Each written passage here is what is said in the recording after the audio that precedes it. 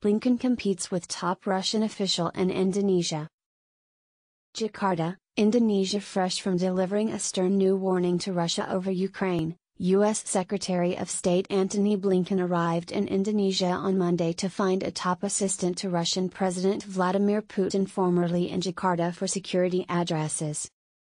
Just a day after joining his group of 7 foreign minister associates in issuing the blunt demand for Russia to step back from a military escalation near the Ukrainian border, Blinken began a 48-hour visit to Indonesia with his aeroplane parking in the shadow of that of Putin's public security counsel Nikolay Patrushev. Patrushev is considered the third most elderly functionary in Russia's government. Shortly before Blinken landed, the Russian delegacy in Jakarta blazoned Patrushev's visit, saying he'd be in the Indonesian capital for the same 2 days as the top American diplomat. The timing means that Patrushev's meetings will coincide with a major speech Blinken plans to give Tuesday on the Biden administration's Indo-Pacific strategy. There was no suggestion that the two men might meet in Jakarta. Nor was there any suggestion that either would admit the other's presence in Indonesia, which is the headquarters of the Association of Southeast Asian Nations and a crucial indigenous security player. Indonesia's foreign ministry de-emphasized the battering visits. It just so happened that their appearance time to Indonesia coincided, said Ministry prophet Tuku Faizasaya.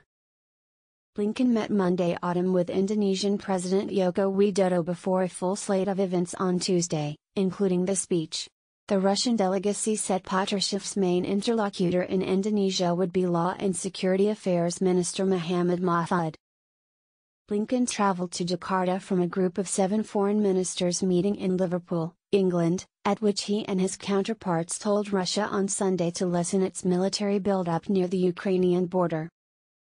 The G7 called on Russia to lessen, pursue politic channels, and abide by its transnational commitments on translucency of military conditioning, and praised Ukraine's restraint.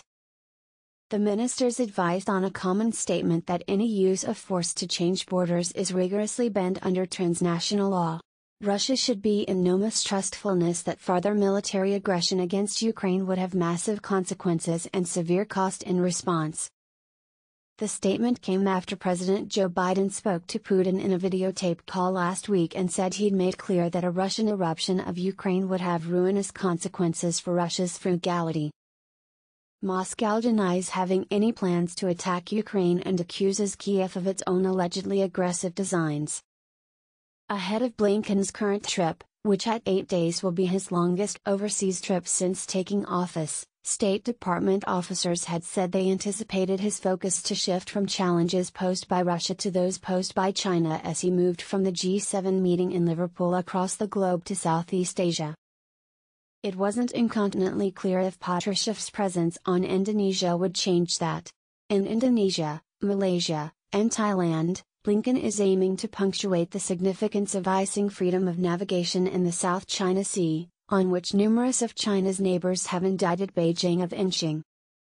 In his meeting with Widodo, Blinken expressed support for Indonesia's leadership in the Indo-Pacific as the world's third-largest republic and a strong exponent of the rules-grounded transnational order, the State Department said. Blinken also plans to express deep.s. enterprises about developments in Myanmar, where a military galère took power shortly after the Biden administration took office.